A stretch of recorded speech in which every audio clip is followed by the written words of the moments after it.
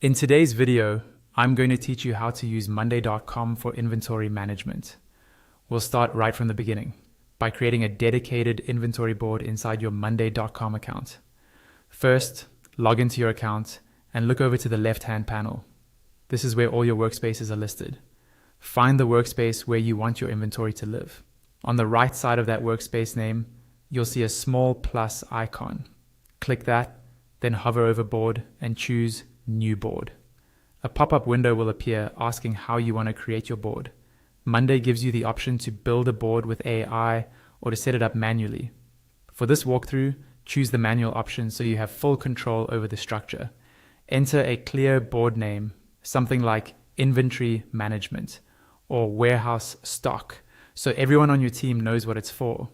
Then select what you're managing on the board, for example, items or products, and choose the appropriate privacy setting depending on who should have access. When you're happy with those choices, click Create Board. Now you'll be taken to your newly created, mostly empty board. The next step is to add the columns you need to manage your inventory effectively.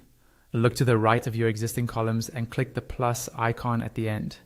This opens a list of different column types. You can either scroll or use the search bar to find the ones you need. A few column types work especially well for inventory. Add an item column for the product name. Use a numbers column to track stock quantity so you can quickly see how many units you have on hand. A status column is helpful to flag items as in stock, low stock, or out of stock.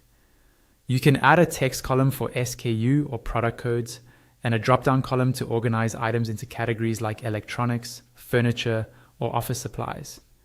If you want to track who is responsible for each item, add a people column. A date column can store the last restock date, and a files column is great for images, manuals, or invoices. Finally, set up a text or drop-down column for the supplier name and another numbers column to define the reorder level so you know when to restock. You can rename any column header by clicking directly on it and typing. To update any cell, just click into it and enter the information. And if there are default columns you don't need, hover over the column title, click the More Options icon, and choose Delete to remove it.